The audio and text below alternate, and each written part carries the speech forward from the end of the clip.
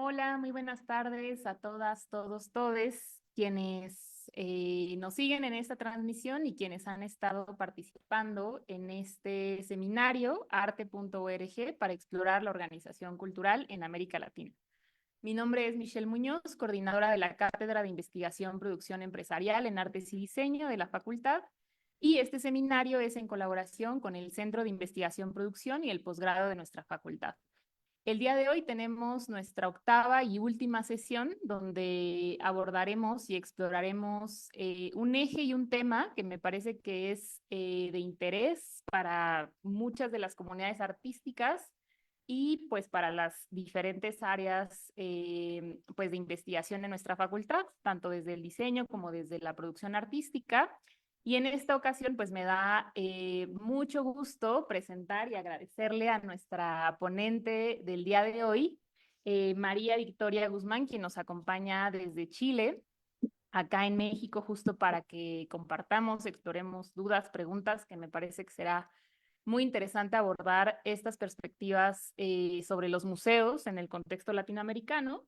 Y bueno, como ya saben, en cada sesión de seminario compartimos ligas, lecturas, redes sociales, también para quienes estén interesados en continuar la conversación, en seguir a nuestros ponentes, ¿no? También la idea es generar estos vínculos y redes. Y bueno, el día de hoy, pues agradecerles mucho a todas las personas que han seguido y que han estado pues continuamente en este seminario y pues que arrancaremos el día de hoy con esta última sesión. Recuerden que pueden enviarnos preguntas y comentarios a lo largo de toda la sesión vía redes sociales y pues también durante nuestra sesión de Zoom estaremos por acá dialogando. Entonces, pues sin más, bienvenida, queridísima amiga, acá para comenzar y abrir la discusión. Eh, y bueno, pues comenzamos. Muchas gracias. Hola a todas, todos, todes. Gracias por venir, gracias a las personas que están acá en físico y también a las personas que están online. Ojalá que esta presentación sea de su gusto y que podamos también conversar y problematizar el tema de los museos y de los cuidados, que es un tema que está muy en boga, pero que a veces es solo narrativa, solo discurso y en la práctica queda ahí botado, ¿verdad? Yo voy a estar compartiendo hoy día con ustedes mi investigación de doctorado. Es un doctorado en estudios de museos de la Universidad de Leicester. Es un programa en que los museos se analizan desde la arquitectura, desde la historia del arte, desde la sociología, desde la antropología. Em, entonces, en ese sentido, es muy rico porque se trabaja desde la multidisciplina. Entonces, sin duda, como van a ver, esta es una investigación muy multidisciplinaria y en el cual yo voy trenzando distintas hebras del saber para aplicar el tema de los cuidados de los museos de arte contemporáneo hoy. Em, bueno, como les decía, bueno, esta es mi investigación de doctorado, quiero cubrir lo más posible, entonces ya quizás las preguntas, si hay ciertos temas que les interesaron, podemos ahondar más, pero va a ser más que nada un brochazo. Primero, para contextualizarnos de dónde parte el proyecto de investigación, la pregunta con que parto es de si los museos pueden ser espacios cuidadosos en tiempos de multicrisis, crisis económica, crisis social, crisis ecológica, em, en vez de espacios civilizatorios como lo han sido y de la hegemonía y de la elite como lo han sido mayormente hasta ahora. Esta pregunta yo no puedo dejar de decir que me la planteé durante el estallido social chileno, que ocurre el 18 de octubre de 2019, en el cual por el alza en el pasaje de locomoción en la ciudad de Santiago, se producen manifestaciones masivas, espontáneas, populares de millones de personas. En Chile somos 18 millones de personas y en un momento marcharon 3 millones de personas, pidiendo básicamente dignidad. Dignidad, Chile es considerado un laboratorio del neoliberalismo, impuesto ciertamente por la dictadura de Pinochet. Entonces, en ese momento yo estaba escribiendo mi propuesta de investigación y participando en las protestas me encontré este muro que ustedes ven en la foto, es del Palacio de Bellas Artes de Santiago, y alguien había escrito, en cuanto habían muchos rayados, o sea, la piel de la ciudad, la gente se la tomó y escribió todas sus demandas, fue una cosa muy hermosa, pero alguien escribió: creeré en el arte cuando esté hecho para la gente. Entonces yo decía, ¿qué quiere decir esto? ¿Para qué tiene que ser el arte contemporáneo? ¿Solamente para que un manojo de expertos, expertas y expertes nos saludemos y nos demos palmaditas en la espalda? ¿O tiene otro significado en estos tiempos como les decía, de policrisis y en el caso de Chile también de crisis constitucional, porque lo que más se demandaba era un cambio constitucional. Entonces yo quería repensar el rol de los museos en tiempos de crisis, pero tomando en cuenta cierta crítica que se ha hecho, que se llama la postcrítica, que es básicamente la crítica a la crítica, que es decir, ¿solamente somos un gesto de constructivo desde las humanidades o podemos también construir nuevas realidades? Si solamente nos vamos a quejar de lo que no queremos, por ejemplo, en los museos o de lo que no queremos en la Constitución, bueno, ¿qué propuesta podemos hacer, por ejemplo, desde un proyecto de izquierda, con el cual yo estoy cuadrada, qué propuestas podemos hacer para otros mundos posibles? No quería simplemente repetir que el museo era un espacio colonial, que el museo era un espacio machista, cosas que ya sabemos, que ya están súper estudiadas, sino que quería ver cómo las personas al interior de los museos están tomando esa crítica y aplicándola al museo. Porque yo veía personas en Chile, en el contexto chileno, haciendo eso y queriendo cambiar las narrativas, queriendo cambiar esos espacios hegemónicos y abrir fisuras y puntos de fuga. Entonces tomo a una pensadora queer como Sedgwick, que habla de tomar lo reparativo por sobre lo paranoico y no quedarnos pegados en las urgencias y salir a lo nutritivo, a las personas que están tratando de cambiar el status quo. Latour, que nos invita a repensar las humanidades y a decir, bueno, la crítica es parte de nuestras herramientas como personas que nos movemos en las humanidades, pero no es la única. ¿Qué otras herramientas podemos tener? Porque la crítica en un momento llega a un punto muerto. Y Haraway, Donna Haraway, que habla mucho de la habilidad para responder junto a estos tiempos de crisis y hacer kinship, hacer alianzas del humano y lo más que humano.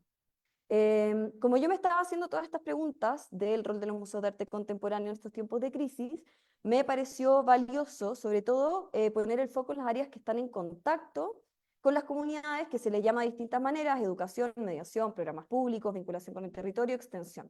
Yo quería poner ahí mi foco y salir quizás estas narrativas curatoriales, ya lo vamos a ver, y artísticas, que a veces son las que tienen la mayor jerarquía en el mundo de los museos. Entonces, cuidado, yo me baso en la definición de Tronto y Fisher, que es que el cuidado es una actividad que incluye todo lo que hacemos para mantener, continuar y reparar nuestro mundo para que podamos vivir en él lo mejor posible. O sea, es una definición súper aterrizada, no es la perfección, sino que es lo mejor posible, mantener, reparar, y también habla de una acción constante. El cuidado requiere estar una y otra vez repitiéndolo, no es algo que se hace una vez y ya. El cuidado es profundamente político porque siempre va a conllevar elegir. ¿Qué se cuida? Implica elegir que no cuidas. Entonces siempre va a estar esa moneda de cambio. En el caso de los museos de arte contemporáneo, históricamente el cuidado se daba a las obras y al patrimonio. Eran el centro, el protagonista. Entonces, pero últimamente muchas personas como yo están cuestionando eso y diciendo, bueno, ¿es el arte lo central o son las personas que nosotros invitamos a entrar en conversación con estas obras de arte? O los seres más que humanos que estamos intentando invitar a convivir con nosotros de maneras más amables y respetuosas. ¿Cómo se puede hacer eso?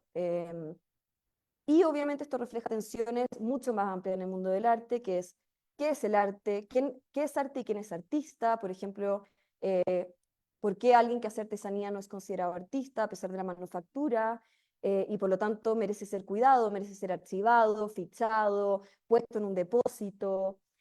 ¿Por qué importa el arte? ¿Es simplemente una experiencia trascendente individual que yo tengo cuando voy a un museo de arte contemporáneo o es una herramienta para pensar juntos soluciones, para abrir nuestras cabezas, para cuestionar el status quo? Bueno, mirar con cuidado, como les decía, siempre va a tener tensiones y contradicciones y siempre va a ser mirar las jerarquías. Entonces, como antes intimaba, en los museos una de las mayores tensiones que existen al interior de ellos es la jerarquía de arriba, es curadores y artistas con sus relatos heroicos individuales de voy a cambiar el mundo con esta exposición, y que vienen con esta fuerza creadora total y a quienes se les da la mayor atención, el mayor espacio, el mayor financiamiento, versus los espacios de educación, mediación, etcétera, que son principalmente espacios feminizados, que se ve como que comparten relatos más cotidianos y más colectivos, y que son meramente reproductivos de estas narrativas grandiosas curatoriales o grandiosas artísticas. Eh, bueno, acá hay mucho que hablar, si alguien quiere después ir en eso, porque se cuestiona el 2008 con el giro pedagógico de que el arte debiera volcarse a la educación. Se cuestiona esto de la feminización de las áreas de mediación de los museos, que se les paga menos, se les da menos espacio, no solamente físico, sino que simbólico, por ejemplo, en redes sociales, etc. Y por último, mirar los museos del cuidado, pensar en red. Porque mirar el cuidado es salir de esta mentalidad de las cosas verticales y empezar a pensar cómo los tejidos se nutren entre ellos. Entonces, por ejemplo, no solamente los museos sostienen ciertas narrativas, ciertas escenas y ciertas comunidades, sino que a su vez son nutridos por estas escenas, por estas narrativas. Los flujos son hacia todos lados, pero estamos acostumbrados a pensar desde esa verticalidad de la modernidad en que cabeza y cuerpo, ¿verdad? Arriba y abajo. Entonces, como pongo ahí, salir del pensamiento moderno. Mi caso de estudio, bueno, tengo dos, pero hoy día me voy a centrar en uno, que fue el Museo de Arte Contemporáneo de Chile. A mí me parecía muy interesante el área de educación de este museo, que es Educamac. Me parecía muy interesante lo que estaban haciendo, y como yo quería enfocar mi tema desde lo reparativo, o sea, desde las personas que están buscando cambiar, quise hacerlo central en mi estudio. El MAC es el primer museo de arte contemporáneo de América Latina, es un museo universitario, sin embargo, como veremos después, es un museo profundamente precario. Yo hice 4 meses de trabajo etnográfico en el MAC con las personas de EducaMAC, junto con entrevistas y trabajo archivo. Elegí la etnografía, que es observación participante, o sea, y todos los días y hacer el trabajo hombro a hombro con las personas de EducaMAC, porque me parecía que permitía seguir mejor a las y les actores y estudiar las relaciones enmarañadas y los actos continuos de cuidado que sostienen o no ciertas narrativas y ciertas comunidades. Ahí estoy yo con chasquilla pintando para una exposición. Em, Ahora, el contexto, yo mencionaba que el MAC es un museo universitario. Acá estamos en la UNAM, que tiene un museo universitario, y estamos en México, que tiene una escena museal muy potente. Entonces, lo primero que quiero hacer el hincapié muy fuerte es que la escena chilena es muy precaria, es históricamente precaria, o sea, no tiene que ver con el neoliberalismo, no tiene que ver con Pinochet, sino que es una escena que nace precaria. El Museo Nacional de Bellas Artes de Chile, la persona que empuja para que se funde dice, nosotros traemos los clavos, el Estado no tiene que poner nada, o sea, desde el principio era así como un pensamiento de autogestión. Cuesta ver eso porque el MAC es universitario, tiene dos sedes, esta es una que ven aquí, la sede Quinta Normal.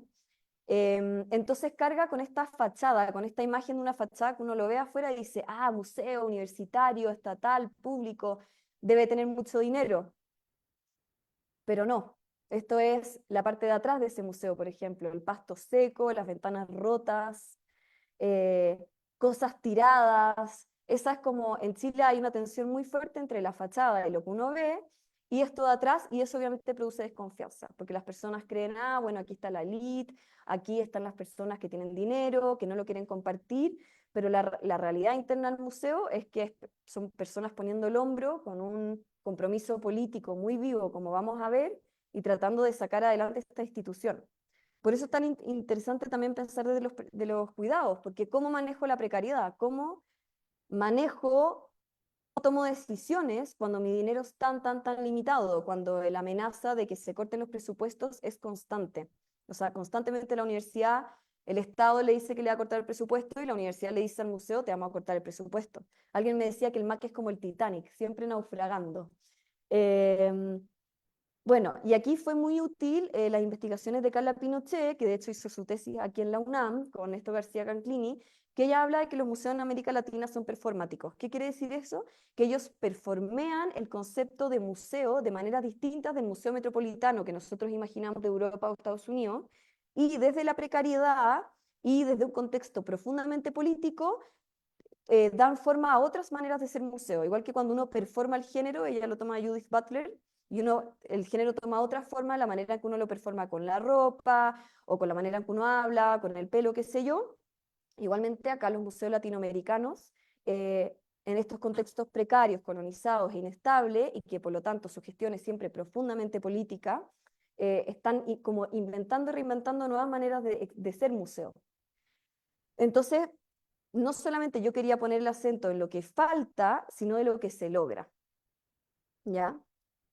Ahora quizás todo va a ser, esta foto que ven es una sala que tienen los chicos de Educamac, que la vamos a ver mucho en las fotos que vienen, porque Educamac hace un trabajo de guerrilla, ¿ya? Dentro de esta precariedad, dentro de estas jerarquías del museo, ellos han encontrado maneras de gestionar otra forma de hacer educación, otra forma de trabajar con comunidades. Entonces, ¿qué significa ese trabajo de guerrilla? Significa que ellos postulan a fondos para hacer sus propios proyectos. Significa que ellos contratan equipo externo que no queda bajo se ubican debajo de estos proyectos, no bajo MAC, y el museo de cierta manera se expande.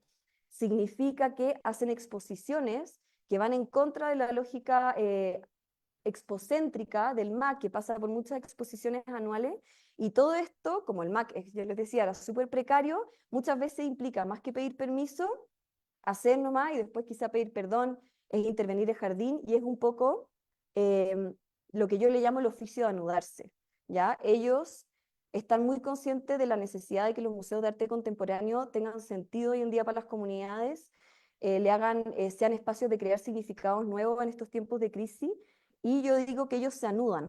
¿Por qué? Primero, porque ellos se anudan a problemáticas políticas situadas. Si bien el arte contemporáneo se dice político muchas veces, desea hacerlo, a veces es una política desde lo global, desde la distancia, desde quizá el mercado, desde el extractivismo. Aquí EducaMac lo que hace es que toma distintos temas de investigación, los trabaja con comunidades de manera situada y crea obra. Entonces, por ejemplo, aquí tenemos una de las exposiciones que se hizo el año pasado, que se llama La otra capital, Destinos Posibles, en lo cual se jugó con esta idea de juego de Monopoly, pero en vez de todos pelear por comprar Santiago, todos estaban peleando por construir, por ejemplo, parques, espacios de atención a mujeres, espacios de atención a disidencias sexuales, cómo hacer una ciudad que no solo sea reproductiva, sino que nos permita producir vida, una ciudad vital. Y eso se trabajó súper situadamente desde las problemáticas que tiene Santiago y que, por ejemplo, tiene el barrio Yungay, que está justo afuera del museo. Esta era otra exposición que se llamaba Jardines Multiespecie, en la cual se trabajó con liceos de la región metropolitana para pensar formas de alianzas con lo más que humano y formas de sobrevivencia en estas alianzas con lo vegetal, sobre todo, y con los hongos. Y se van creando, como ven, esto que eran obras de arte, acá no se ve, pero además había obras de videoarte.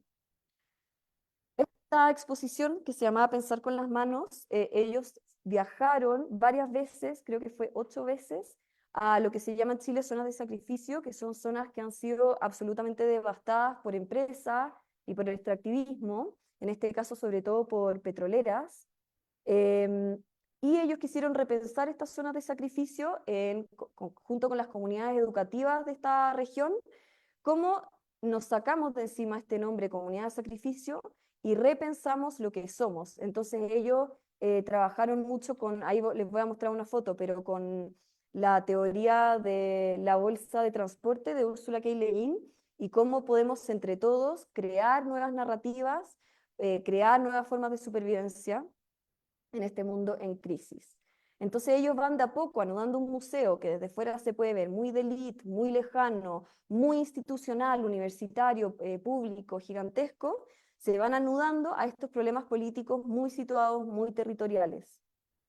Ellos también anudan comunidades al museo, anudan comunidades, por ejemplo, acá están trabajando con estas comunidades de zonas de sacrificio en el Melón, en Valparaíso, van 8 veces, el museo viaja para afuera, no invitan a las personas que vengan para adentro, hacen trabajo con los paisajes y la ecología de esos territorios, de qué es lo que falta ahí. En este caso armaron unos ritos hermosos que ahora las comunidades lo repiten año a año en torno al cuidado y en torno a la idea del nicho medioambiental. Aquí hay otra comunidad a la cual ellos anudan, que son comunidades de profesores de liceos de la región metropolitana, que fueron invitados a crear obra para una exposición que se llamaba Pedagogías del Compost, y ellos crearon obra en torno a estas ideas también de sobrevivencia, de repensar los desechos, de repensar la relación con la ciudad. Y aquí están algunos de los profesores.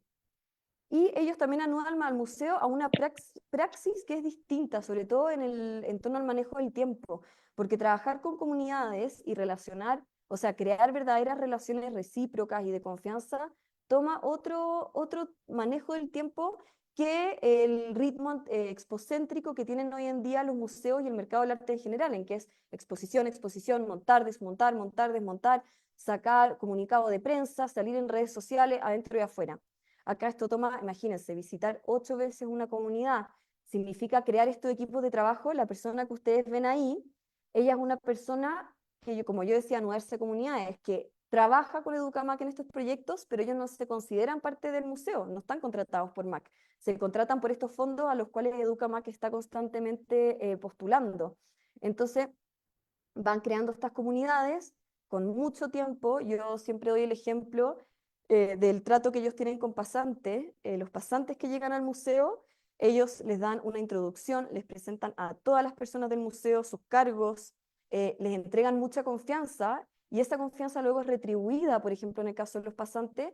Hoy en día hay un podcast que se llama Lejos de la Superficie, que surge por un pasante que se empapó de todas estas narrativas de Educamac y dice, oye, hagamos un podcast, invitemos a distintas personas, y bueno, como se imaginarán, no son personas del mundo del arte, en general son biólogas, biólogos, personas del cine, personas del teatro, personas, profesores, profesoras, porque ponen también en valor esa relación. Entonces, ellos traen al museo otro ritmo y otro trato, que es el trato y el ritmo que es necesario para realmente anudarse a estas personas y poder crear estos proyectos que toman semanas, que toman meses y que, como yo decía al principio, también empujan lo que pensamos que es arte, porque ellos están exponiendo en estas salas que yo les he mostrado y que en la sala al lado hay un gran artista, no sé, está Kamnitzer exponiendo. Entonces, también tensiona nuestra idea de quién es artista, a quién consideramos suficientemente su obra, suficientemente valiosa para ponerle una cédula al lado, para ponerle un valor, para guardarla en el depósito del museo, y quién no. Y por qué sí o por qué no. En Educamac, no lo alcanzo a cubrir ahora, pero tenían una frase que a mí me impactó mucho, que ellos decían que el arte es una excusa. Y ahí está la pregunta, ¿pero para qué?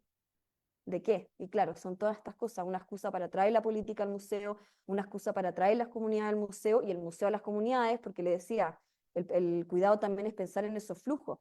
Educamac sostiene todas estas cosas, pero es sostenido. Ellos me decían en entrevista, nosotros somos sostenidos por todas estas comunidades. No es que nosotros solamente vengamos aquí a sostener, ellos son sostenidos por esta praxis y por este pensamiento político, o sea, ellos están movidos por la idea de que el museo no puede ser un receptáculo neutral de obras que no dialogan con lo que está pasando fuera de los muros, sino que tiene que ser un espacio como una caja de resonancia. Entonces, volviendo un poco al principio y ya empezando a cerrar, mirar el cuidado es mirar la multiplicidad de relaciones que permite la vida. ¿Y qué implica pensar los museos así, como una especie de rizoma, privilegiando las redes y los flujos? Primero, como espero que hayan visto en esta presentación, agencia para cambios. Nosotros solemos pensar que los museos son incambiables, que no hay nada que podamos hacer, que son este espacio que nos es absolutamente vedado a menos que seamos directores, pero no es así. Ver los museos como algo vivo, el punto 3, algo que estamos constantemente co-creando, nos muestra que el museo no es algo estático, sino que en constante cambio. Y eso nos da espacio para crear, para abrir fugas, para entender también el museo como este entramado vivo que yo le he estado tratando como de explicar, espero que bien, en el cual uno puede anudar. Quizá eso después se desanuda, o sea, probablemente cuando las personas que están ahora en Educamá quizás se cambien a otro museo, quizás esos nudos se desanudan, pero queda esa memoria, ¿no? Queda esa memoria, yo hablaba con las comunidades y me decían, ellos siempre van a ver con un afecto distinto al MAC, porque ya se armó esa relación, y eso no desaparece un día para otro. Pensar los museos así también confirma que el cuidado no es solo reproductivo, no es una cosa solo de mujeres en la casa, en lo cotidiano, sino que es algo altamente productivo. O sea, Educamac está produciendo un museo distinto, está haciendo que el MAC sea un museo distinto a lo que sería si ellos no estuvieran ahí, ellas sobre todo no estuvieran ahí. Em, Ellos están cambiando el museo desde adentro. Entonces, claro, es pensar también cómo las distintas áreas, en este caso las áreas de educación, que hoy en día la mayoría de las áreas de educación están súper politizadas, tienen mucha conciencia política, una alianza súper viva con lo que está afuera, y también darnos cuenta cómo son prácticas altamente imaginativas y experimentales, que yo también como traté de cubrir mucho hoy día, no pude ahondar mucho en eso, pero las exposiciones que ellos hacen, o sea, esta exposición era una locura, de verdad no se lo pueden imaginar, con los pendones que caen, las obras de videoarte que hay. Si fuera un artista filmando, habría sido una instalación. Entonces es interesante también ahí pensar el para qué, por qué, quién cuida a quién. Eso sería, ojalá que les haya gustado y que podamos seguir conversando ahora. Voy a dejar esto. Preguntas. Bueno, creo que nos dejaste muchas cosas por ahí. Creo que sí me escucho. Sí, sí, sí está activo este micrófono. Por acá tenemos pues justo a la comunidad conectada, que bueno, estoy viendo por acá si hay mensajitos y preguntas o si quieren mandarnos también por redes. Y bueno, abriría primero pues aquí presencialmente si hay dudas, preguntas, comentarios. Yo anoté varias cosas por aquí interesantes.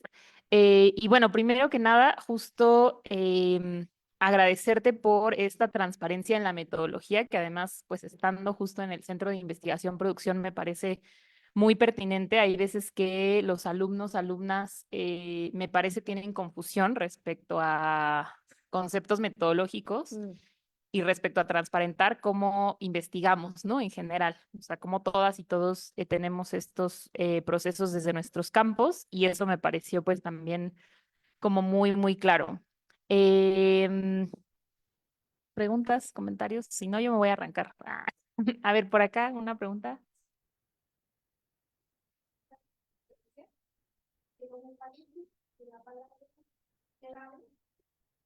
Si quieres, por acá las repito. Bueno, por acá van a estar comentando y ahorita les comento.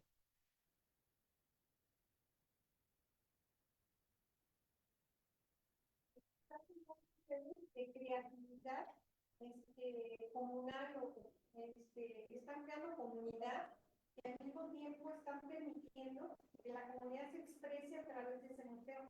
Entonces me parece súper interesante esta propuesta que hay, que es a partir de la carencia, cómo se da este tipo de cosas, porque si no hubiera carencia, no habría la posibilidad de la intervención de la comunidad en un museo. Entonces me parece súper interesante el proyecto, porque me parece que es como que están sembrando, como que están germinando esto, y de ahí se van a desprender proyectos que se pueden practicar en cualquier parte del mundo.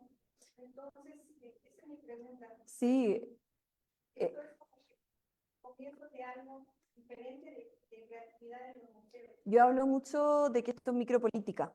Y la micropolítica es eso pequeño y que también durante mucho tiempo en la modernidad fue mirado en menos y fue mirado como, ay, lo chiquitito.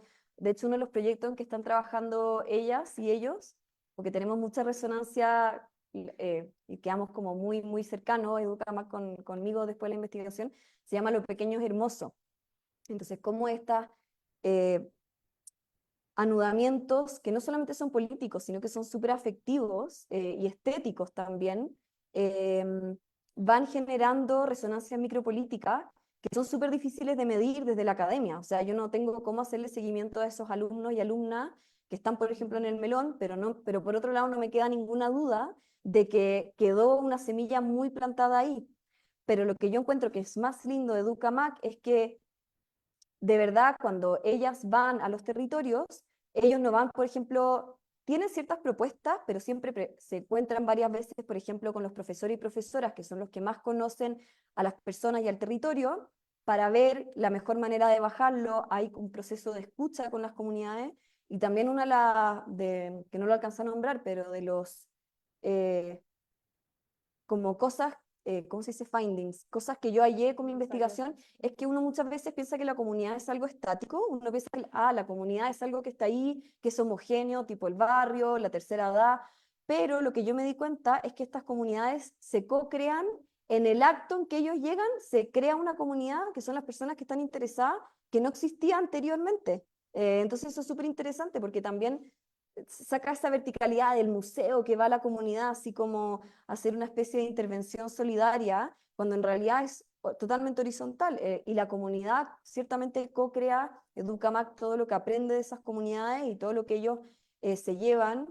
Y bueno, tú también mencionabas esto de la creatividad, o sea, entregar las herramientas de creación a personas. En Chile la educación artística se ha desfinanciado totalmente en el sistema público, obviamente, como está pasando a nivel mundial, entregarle a esos alumnos, alumnas y alumnes posibilidades de verse creadores y de que las formas estéticas que ellos crean son valorables y son valoradas y son luego expuestas en un museo, a mí me parece un acto muy, muy, muy potente, porque no solamente es abrir el museo hasta otras estéticas más populares y más políticas, sino que también es empoderarles mucho a ellos de decir, oye, tú también puedes crear. No tienes que ser un consumidor pasivo de cultura, tú también eres creador, y eso también yo creo que es un germen que queda ahí por mucho tiempo. Oye, a mí me gustaría abordar algunas cuestiones peliagudas de la investigación que me parece son importantes. Bueno, creo que esa pregunta seguramente se aborda un montón aquí en el CIP, como el arte para qué, ¿no? O el diseño para qué. Para solucionar problemas de mercado, para solucionar problemas comunitarios, para entrarle al tema medioambiental. O sea, me parece que ese para qué pues es algo constante, yo creo, incluso a lo largo de la carrera y pues mucho más, yo creo, cuando se enfrentan a egresar, ¿no? O sea, ¿para qué todo esto que tuve acceso? Ahorita mencionaste algo muy importante, el tema del financiamiento, y es algo que siempre les menciono a los alumnos, alumnas, son, creo, muy privilegiados en tener una educación, pues, básicamente gratuita, ¿no? De arte y diseño en una universidad con 27 museos, o sea, tan solo su universidad tiene 27 museos universitarios, o sea, es una cosa Total. incomparable, yo creo que con otros países latinoamericanos. Pero en cuestiones metodológicas, yo me pregunto aquí algunas cuestiones problemáticas de esta problematización. Y es una, cómo enunciamos, por ejemplo, a las comunidades o a los públicos, o sea, cómo está cambiando esta noción de quién es ese otro, ¿no? O sea, les llamamos usuario, les llamamos visitante, les llamamos, ¿cómo les llamamos, no? Creo que es algo que se enfrentan aquí, ¿no? Desde el arte y el diseño, ¿cómo le llamo a ese con quien estoy dialogando, incluso qué quiero hacer, ¿no? Con ese otro, otra persona o comunidad, ¿no?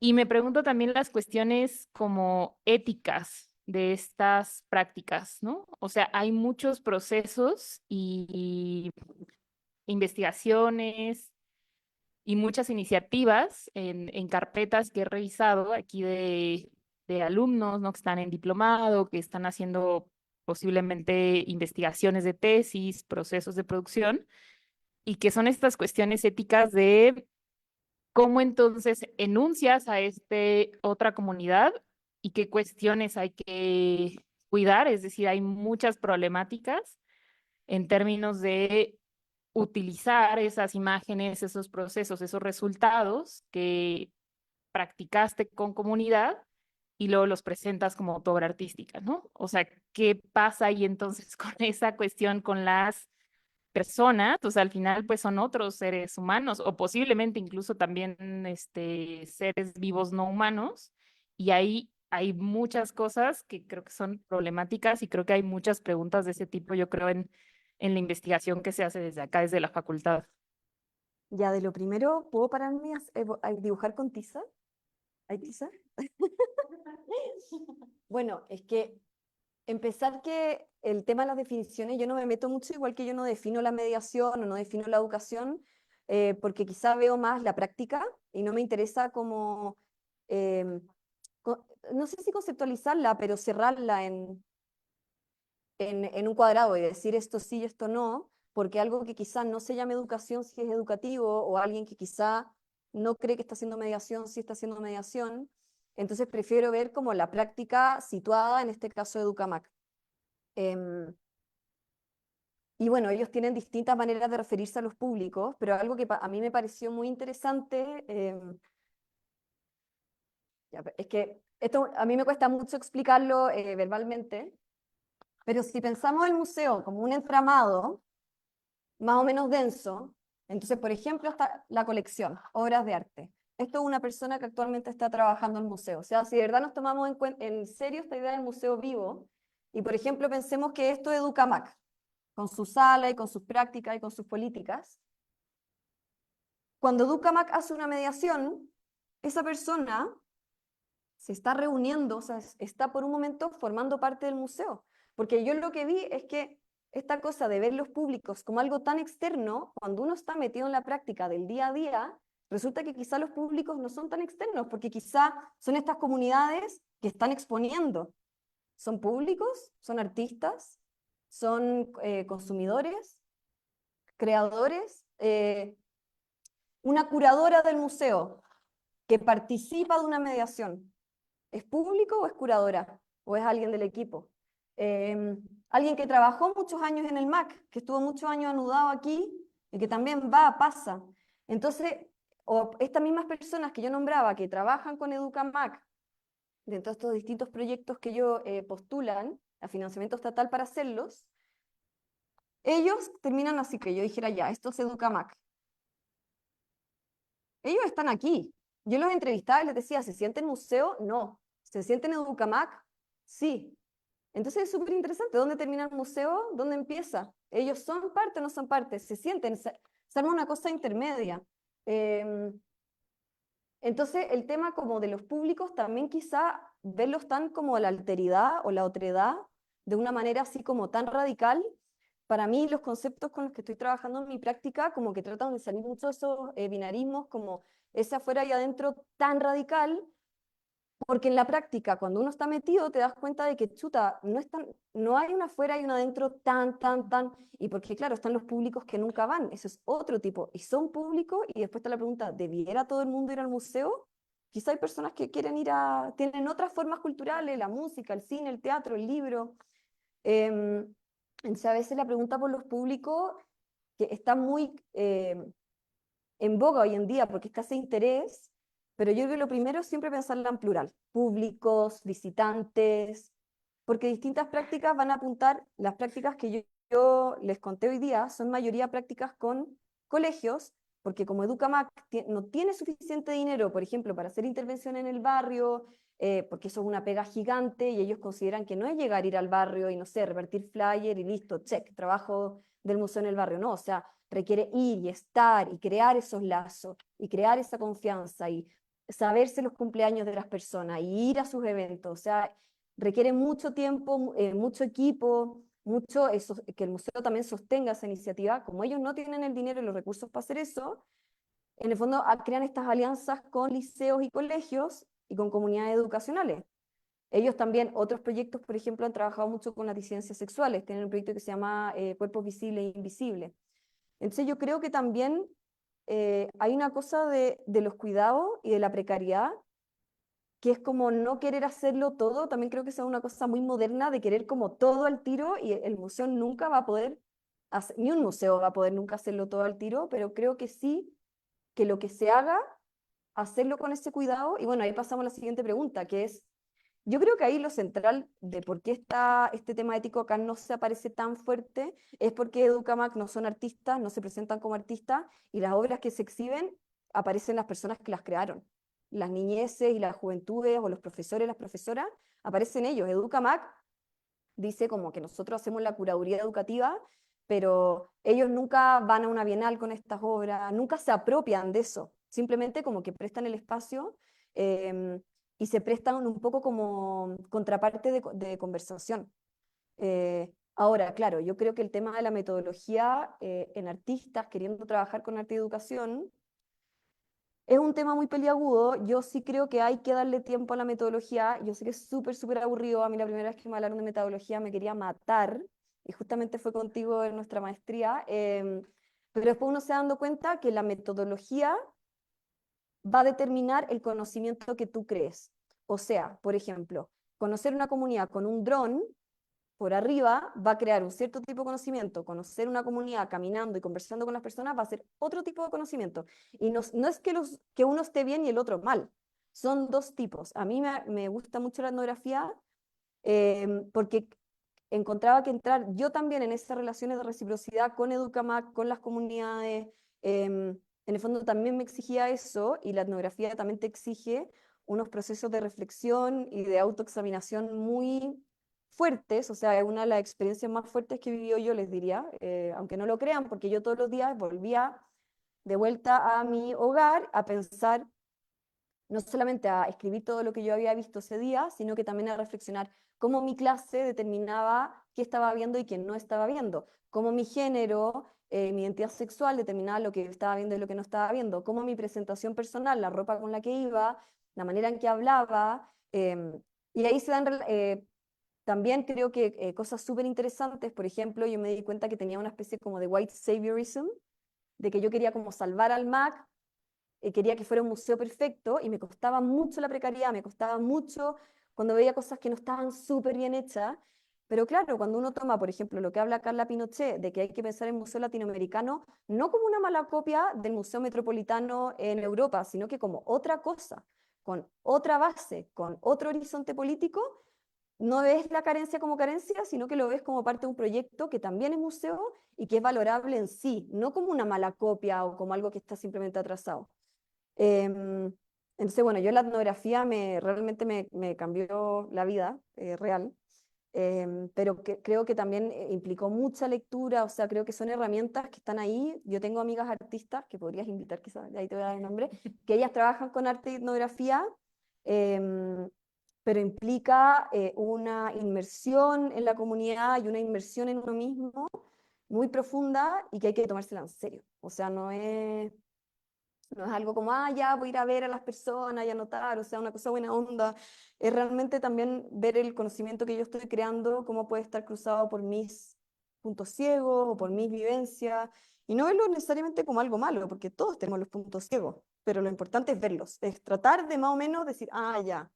Pero de nuevo, como lo de necesariamente malo. Yo no puedo dejar de ser mujer, que es con lo que me identifico yo. No puedo dejar de tener el color de piel que tengo. No es que yo necesite borrar esas cosas, sino que tenerlas en mente para que el conocimiento que cree refleje lo mejor posible la realidad y no los anteojos que uno tiene puestos.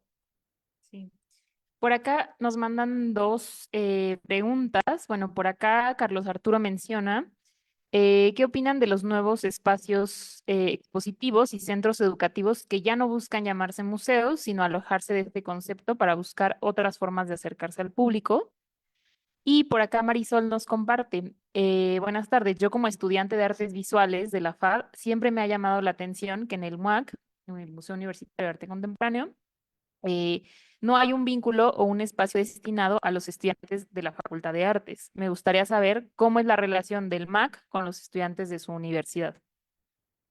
La primera era Em, de los espacios ya, que no se sobre llaman el museo. concepto de museo. Sí, bueno, es que la palabra museo es una palabra que está en tensión. O sea, yo creo que ya todos lo sabemos. Porque es un modelo importado desde afuera, que lo trajeron, o sea, no es algo que se creó en Latinoamérica, sino que llegó para afuera, llegó desde afuera con una intención hegemonizante, de en el fondo decir, esto es el patrimonio, esto es la nación, o sea, totalmente parte de proyectos de crear el Estado-nación y decir, esto sí es México. Bueno, en el caso de Chile puedo decir yo, Chile es blanco, no es indígena. ¿Qué mapuche? Acá no hay. Somos todos blanquitos y somos todos hijos de españoles. No hay carnaval, borremos el carnaval, somos todos católicos. Entonces, claro que hay desconfianza. En Chile también es un país que tuvo una dictadura brutal, en la cual se intervinieron los museos. Entonces, mucho del arte de esa época ocurría por fuera de los museos y desafiando lo que pasaba dentro de ellos, desafiando la censura, desafiando la idea del patrimonio que avanzó Augusto Pinochet, que era una idea del patrimonio ligado como una cierta idea de la familia, una cierta idea de la nación, una cierta idea del patrimonio, qué sé yo. Entonces hay esa desconfianza. Y hay personas que optan a hacer sus proyectos por fuera y eso me parece fantástico, porque yo creo profundamente en la diversidad. No creo que debamos todos homogenizarnos. Lo interesante de la etnografía es que yo cuando comparto esto es un caso de estudio, no es la solución, no es acá eso hay que hacerlo todos, porque este es el caso del MAC. En Chile, este museo universitario, este grupo de personas con estos intereses, como ustedes vieron, intereses muy en torno a lo posthumano, a lo más que humano, a lo ecológico, pero quizá en otros lados los intereses van a ser otros, las propuestas van a ser otras. Ellos no trabajan mucho con artistas, de hecho, le dan un poco de mono a los artistas porque creen que vienen como con sus egos y con sus ganas de vender y están con la cabeza un poquito en otra parte. Entonces, pero quizá otros museos van a tener esas redes de artistas que sí, o sea, sí, ellos sí trabajan con algunos artistas, pero a veces los artistas están con la cabeza en otro lado. Em, entonces a mí me parece fantástico y creo que no hay que buscar que el museo lo sea todo para todos y todas y todes, sino que en la diversidad, porque hay personas que no se van a sentir nunca cómodas yendo a un museo, porque siempre se van a sentir que no es su espacio, que no es su estética, que no es su patrimonio, y se van a ir, sí se van a sentir cómodas yendo a un centro cultural, a un espacio autogestionado, y eso está bien. Pero también para mí fue muy interesante tensionar, por ejemplo, este museo con esta, esta fachada que yo cuando llegué a mi marido por primera vez me dijo como, wow, esto es increíble. Yo, esto se llueve. Cada vez que llueve en Santiago, este museo se llueve. Las canaletas están llenas de caca de paloma. O sea, no hay confort en los baños. Como esa es la realidad.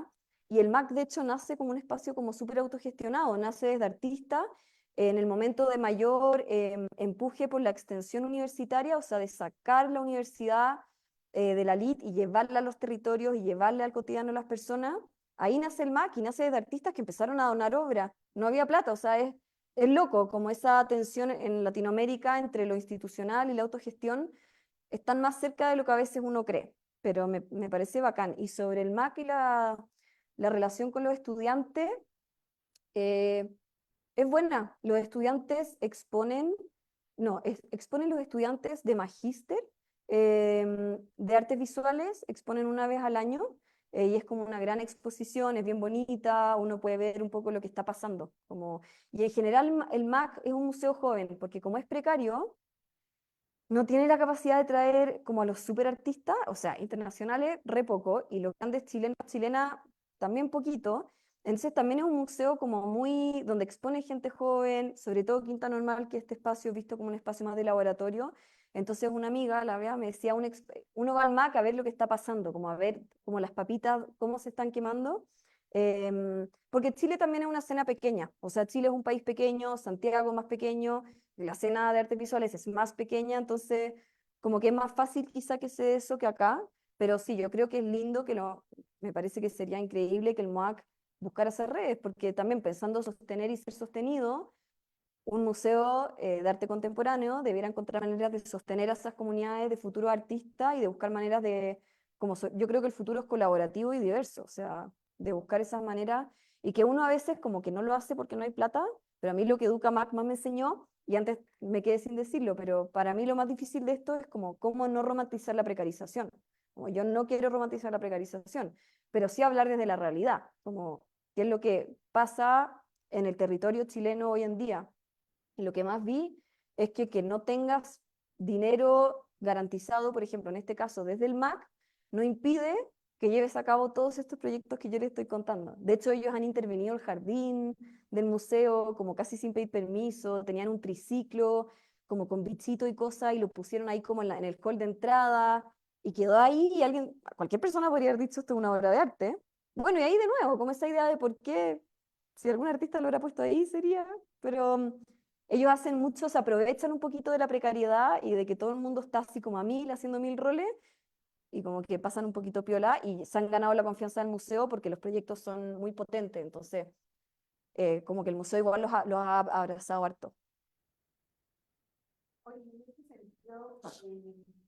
Hablando de lo económico, de los recursos, que también es algo pues que nos interesa abordar en el seminario, y yo sé que no todo recurso es financiero, pero también es financiero, ¿no? O sea, un recurso muy importante y sobre todo en los cuidados, pues es el tiempo, ¿no? Como dices, que ese es calculable, la confianza, que tal vez es incalculable, pero cómo pensar entonces los cuidados desde esta tensión, ¿no? Que mencionabas de jerarquizar, de decidir lo que no versus los recursos disponibles, ¿no? O sea, pienso un poco en quienes siguen el seminario y están en la práctica y que dicen, o sea, sí, todas estas discusiones, pero ¿cómo le hago en mi día a día, ¿no? O sea, ¿cómo le hago yo que sí estoy desde las artes o desde el diseño o desde un museo o desde cualquier institución, de hecho, como centro cultural o biblioteca o desde diferentes espacios en la ciudad? ¿Cómo hacer para pensar los cuidados con estos recursos que tenemos, ¿no? Que a veces es muy poco tiempo o cero dinero o cero recursos adicionales, ¿no? O sea, cómo pensar entonces como esas tensiones, ¿no? Es difícil porque yo creo que el contexto de un continente colonizado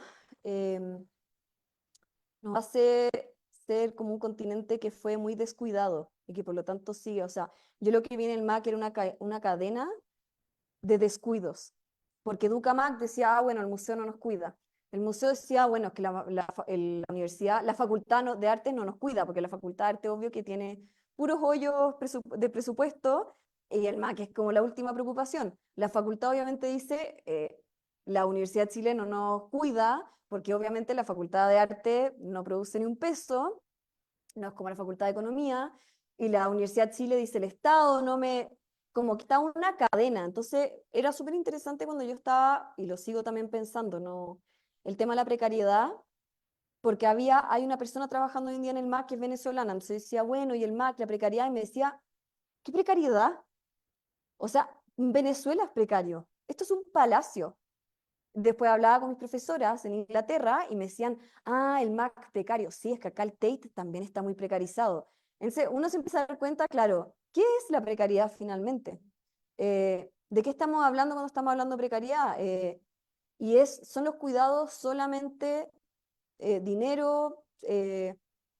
Yo cuando hablé, por ejemplo, del tema de la precariedad con el director del MAC, que es un artista joven, que ha hecho un muy buen trabajo, en mi opinión, él también me decía un poquito como, me daba risa, porque yo pensé que los trabajadores del MAC iban a decir, sí, el MAC está precarizado, denme más dinero, pero muchos no querían que yo dijera que el MAC es precario, porque ellos pensaban sienten que decir que el MAC es precario es decir que ellos no están cuidando al MAC. Y es como, no, no, no, no, po, el MAC no es precario porque nosotros lo cuidamos. Yo voy todos los días, sí, hay una grieta, pero yo todos los días voy a pelear con esa grieta, sí, se llueve, pero lo arreglamos y si se vuelve a llover, lo vamos a volver a arreglar.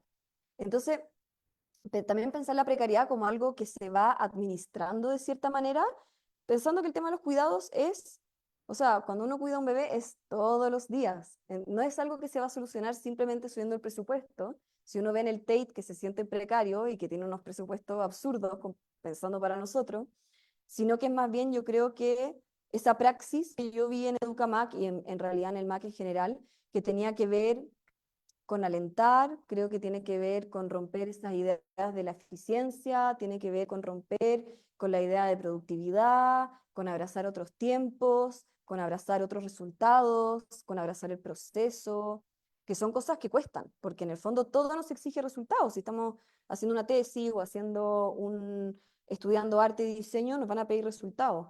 Pero creo que van apareciendo cosas muy potentes en ese giro a lo procesual. Y las economías que uno puede hacer en la práctica, yo creo que son cosas muy situadas, como no hay una sola manera de solucionarlo. Creo que hay que cuidar a las personas, sin duda, y de ahí ir viendo también lo que uno puede hacer, no exigirse también tanto. O sea, el MAC, a mí me pareció muy hermoso que Educamac no se exigiera, está súper de moda trabajar con el barrio, pero ellos se dan cuenta de que si ellos se pusieran a trabajar con el barrio, miren, estamos cuidando al barrio, se iban a descuidar a ellos y iban a descuidar al barrio. Entonces, como que creo que los cuidados dan vuelta a muchas ideas de que tenemos sobre cómo trabajar, sobre qué es un resultado correcto, porque claro, uno de afuera podría decir, el MAC debiera trabajar con el barrio, pero ellos dicen, no, pues, eso es un descuido, porque si trabajamos con el barrio los vamos a dejar botados, porque no tenemos para sostener eso, tenemos para sostener esto. Ellos rehusan un montón o sea, en Chile está la discusión, la extrema derecha, de que la izquierda, de que el arte es un botadero de plata, y yo siempre digo, es que es el área más eficiente, o sea, ellos realmente rehusan, son súper imaginativos, como creo que es parte como de ese ejercicio situado de ver un poco lo que tenemos alrededor y quizá darse cuenta que tenemos más de lo que a veces pensamos y que a veces un acto de cuidado con comunidades o con las personas al interior puede ser simplemente juntarse a un almuerzo comunitario y que cada uno lleve algo. O sea, a veces no se necesita más que eso. Si al final creo que el arte, pensar el arte como excusa, es una excusa al final para conversar sobre temas que nos atañen a todos y pensarlo de manera creativa y como salir del status quo. Entonces, pero es difícil. Sobre todo yo creo que el descuido son cadenas de descuido. Entonces, si a mí me descuidaron, me va a costar mucho romper esa cadena y empezar con el buen trato. Y en contextos del arte, que hay muy pocos recursos, o sea, no solamente como en toda la escena, con obviamente algunos bendecidos por la mano del mercado, pero fuera de esas excepciones, hay también competencia malsana, porque porque todos queremos vivir finalmente. Entonces se generan como lógicas de competencia que nos juegan en contra finalmente, pero que uno las podría también entender de dónde vienen. Sí, por acá tenemos una pregunta.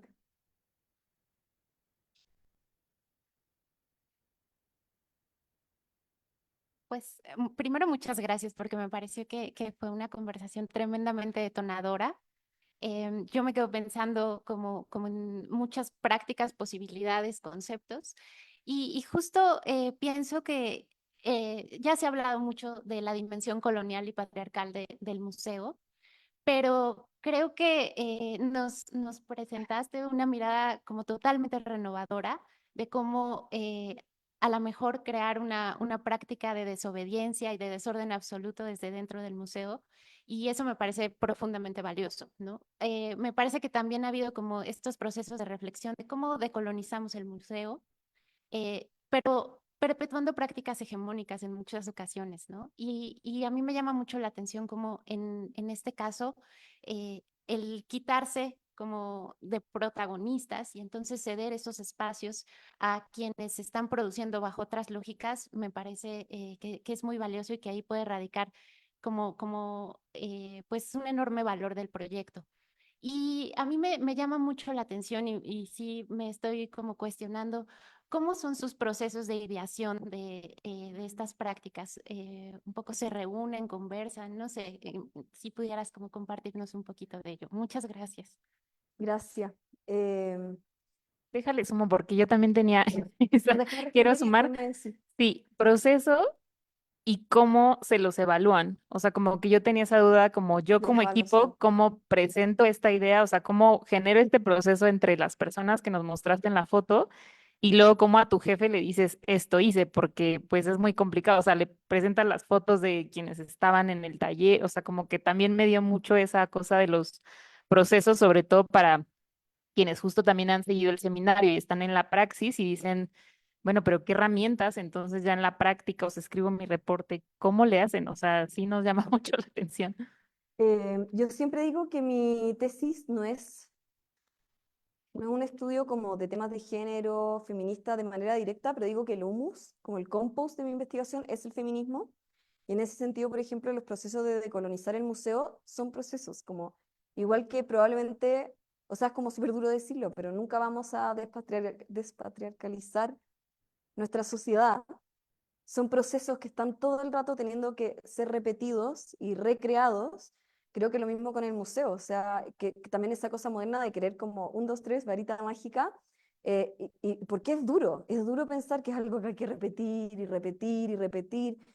Yo coincidió toda esta investigación con convertirme en madre y eso me cruzó mucho. Yo partí un poco como de colonizar el museo, una cosa mucho más dura, pero he aprendido también a esos actos repetitivos de una y otra vez, entenderlos no como reproducir, como algo que históricamente ha sido visto sin valor, sino que productivos de vida, de nuevas formas de vida, me cambió mucho. Y el tema de querer tener un museo perfecto, que no es colonial, que no es patriarcal, también es seguir viviendo un poco en la lógica del resultado y no en la lógica del proceso, pero es muy difícil porque es agotador. Em, a ver, los procesos, ellos cómo lo hacen. Hay toda una historia de Ducamac. Ellos, en esta historia de guerrilla que yo comentaba, ellos empezaron a tomarse ciertas salas de Quinta Normal para pequeños proyectos que eran como ellos decían, no queremos seguir hablando de las exposiciones que están ahora en el museo, sino que queremos hablar de otras cosas. Y fueron empezando un poco como a hacer como más mediación, como jugar con gestos o repitiendo ciertas obras de arte. em, o ideas, pero que eran cosas que ellos inventaban y un poco las hacían esta como sala, más bien una sala de interacción, que la gente pudiera ir y descansar, y eran salas chiquititas.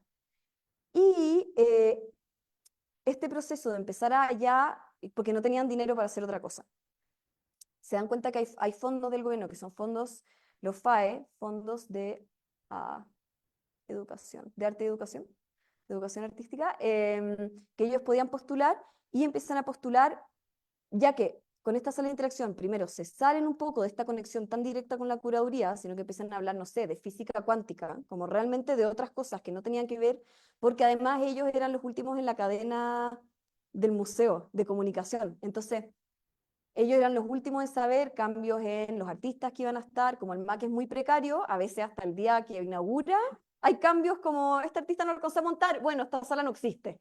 De verdad sí es de precario es la situación, pero ellos son los últimos en saber, porque educación, esta jerarquía que yo hablaba al interior de los museos, entonces decían, ¿para qué vamos a seguir tratando de hablar de las obras si somos los últimos en saber?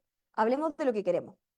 Bueno, empiezan hablando un poco de lo que quieren y postulan por primera vez a este fondo el FAE con el proyecto que se llamaba Cuerpos Visibles e Invisibles. Y lo justifican diciendo que van a trabajar con un artista que se llama Seba Calfuqueo, que es un artista trans mapuche, eh, que era parte de la colección del MAC. Entonces un poco como que justifican, hacen como esa trampita, como no, no, no, vamos igual a estar hablando del arte y de la colección porque vamos a estar trabajando con Seba.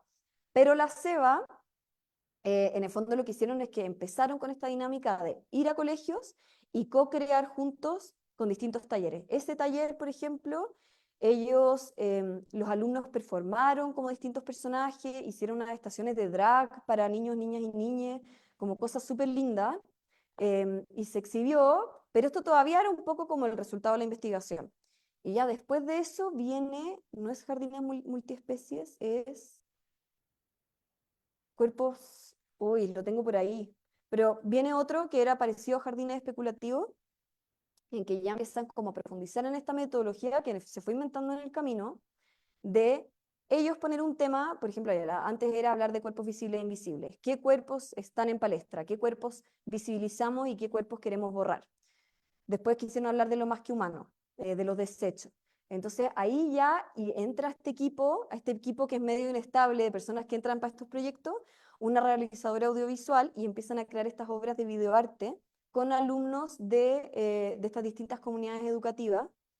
Y así ya distintos proyectos, como los que nombré ahora, Pensar con las manos, Pedagogías del compost, lo pequeño es hermoso, que es el que viene ahora, y ellos se han ido dando cuenta, por ejemplo, de la importancia de tener un tiempo previo con los profes y las profes de estas comunidades para hablar, para ver. Se han ido dando cuenta de que ellos establecen ciertos lazos afectivos con ciertos colegios o ciertos profes que enganchan. Entonces ellos me dicen, no, es que la profe de tal colegio ya me llama, ya. ¿Qué vamos a hacer el próximo año? Onda, ¿cuándo vienen? Como ya les tengo reservado. Entonces esos lazos que se van generando y ya van dejando de ser como tan precarios y esos afectos y esos como compromisos políticos, porque obviamente son profes que les resuenan estos proyectos ecológicos y qué sé yo, de recuperar el paisaje, se van afianzando.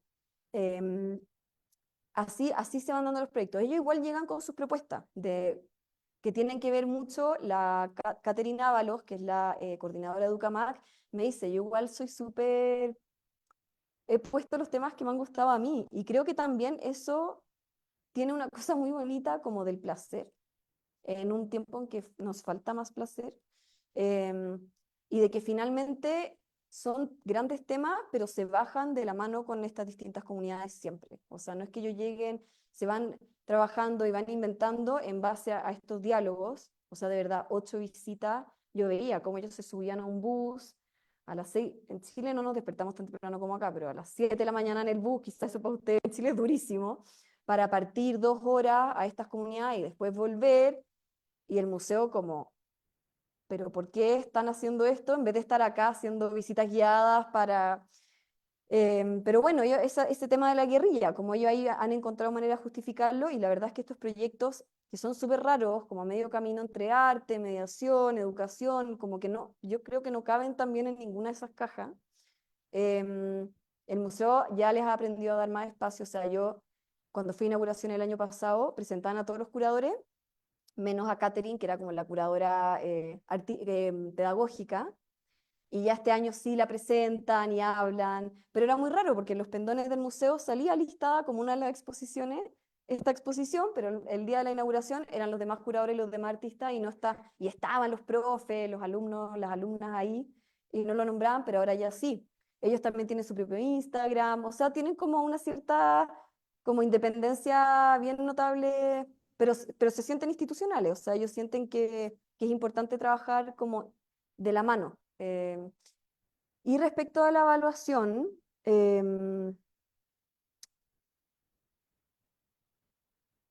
no, como ellos han inventado esta práctica, no, la evaluación es básicamente cuando uno devuelve los fondos. Entonces los fondos en Chile te exigen como, ay, dijiste que iba a gastar en esto, esto, esto, sí, mira, acá le pagué a tal persona, pagué estos pasajes de bus para ir, pagué materiales, y en el fondo se da cuenta de ese fondo para postular a otro. Al interior del museo, obviamente el museo siempre se está fijando en los números, en sé cuántas visitas mediadas, pero ellos dicen, trabajamos con 30 alumnos, 40 no sé qué, y lo que yo creo que se ve mucho que me hablaron muchas personas del museo que no son de Ducamac era esto. Em, es que, ¿en qué museo uno ve eso? La sala llena. O sea, ellos vivifican el museo y la gente del museo ve eso. O sea, ve que los días de la inauguración la sala más llena son las salas de Ducamac, que la gente le gusta tocar y le gusta sentirse parte y le gusta que la inviten a crear. Porque ellos siempre tienen estos como creaciones colectivas con los colegios, pero también siempre hay como invitaciones para los otros visitantes que también como que de cierta manera participen, ya sea respondiendo a ciertas provocaciones. En este caso había un dado para jugar a este juego Monopoly, y habían unas cosas de madera para crear estos centros de atención a mujeres, centros de atención a tercera edad, hacer parques, como... em, entonces es loco, porque en el fondo yo creo que porque el Mac es tan precario, no hay tiempo para, o sea, como que de verdad solamente hay tiempo para, si tu pega es curar, curar la exposición, montarla, desmontarla, si eres de prensa, sacar el comunicado. Entonces el museo en sí no es tan vertical en cómo funciona, porque tiene dos sedes, hay un equipo como, que no, como que está así expandido ya de por sí. Em, y yo creo que quizás si hace 2 años lo que ellos hacían era más invisible y quizás no les gustaba tanto al director o no era como las locuras, sí ellos hoy en día dicen el área más creativa de este Museo de Arte Contemporáneo es Educamac, o sea, lejos. Em, mm.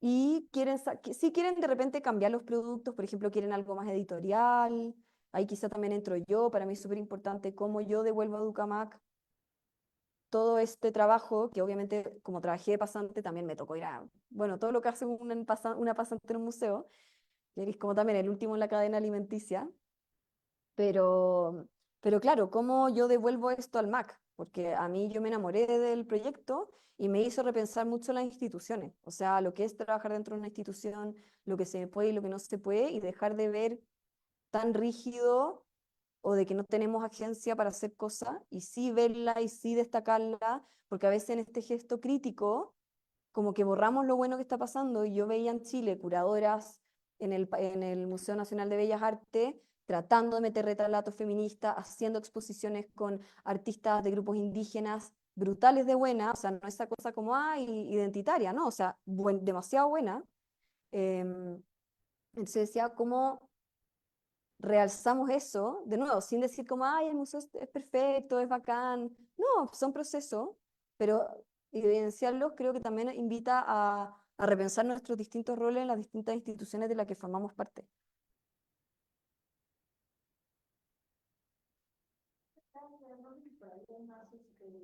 Preguntas, comentarios. Bueno, yo quería agradecerte, por supuesto, por abrirnos, creo que más, pues más preguntas y creo que más ejes y temáticas que se pueden abordar desde todos estos cruces. A lo largo del seminario, pues si se dan cuenta, abordamos un montón de temas, justo ahorita el concepto que mencionabas, ¿no? De cuidados, de autogestión, muy vinculado a la sesión pasada sobre ecosistemas editoriales y que también proponían algunos conceptos interesantes y prácticas sobre todo. Pasamos, ¿no? Hablando de cine, de música, de indumentaria, o sea, fueron un montón de temas, pero pues creo que algo importante del seminario era compartir estos procesos, estas perspectivas desde investigación que se está haciendo en muchas partes y ver cómo también las artes y el diseño pues están en un montón de sectores económicos atravesados por muchísimos ejes y problemáticas y que hay muchas más preguntas de investigación para quienes queremos empujarlos hacia la investigación. Si se dieron cuenta, hay muchos, muchos, muchos temas y muchos territorios desde donde se están abordando ejes pues bien, bien interesantes. En el Classroom, pues recuerden que por ahí también si tienes recomendaciones de lecturas, de referencias para quienes descargan y continúan la lectura de nuestras diferentes sesiones, pues por ahí vamos a subirles y compartirles referencias que tenemos pendientes. Esta pues es nuestra última sesión. Agradecerles pues muchísimo al Centro de Investigación Producción, al posgrado de nuestra facultad, a todas las personas que siguieron las transmisiones, a todos quienes nos siguieron y acompañaron desde otros países, pues también desde otros horarios, pues agradecerles mucho pues a todos esos ponentes y quienes nos compartieron desde diferentes partes de Latinoamérica. Pues muchísimas gracias y pues esto fue en este semestre, 21 de noviembre, la última sesión de nuestro seminario arte.org, seminario para explorar la organización cultural en América Latina. Las sesiones están en el canal de YouTube, en la página de Facebook del Centro de Investigación Producción. Pueden consultarlas, revisarlas y pues agradecerles muchísimo. Pueden contactarnos a las redes, por supuesto, del CIP, del correo cátedra empresarial @fad.unam.mx y pues muchísimas gracias.